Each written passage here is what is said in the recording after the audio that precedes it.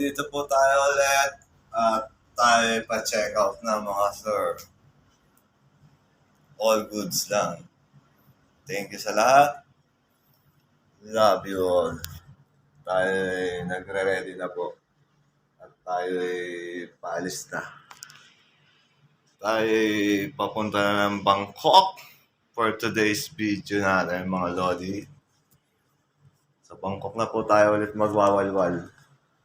Ubusin na natirang pera. Sakto to doon. Yan.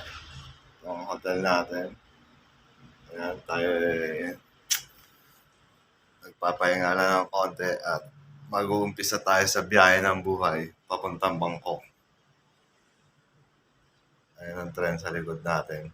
Hihintayin tayo ng hanggang 3:30 pero malapit lang dito yung train station so chillax lang talaga si Vic ngayon hanggang pagdating ng Bangkok, hanggang pagbalik ng Pilipinas, ako na po iisipin ulit ang mga problema natin doon sa Pinas.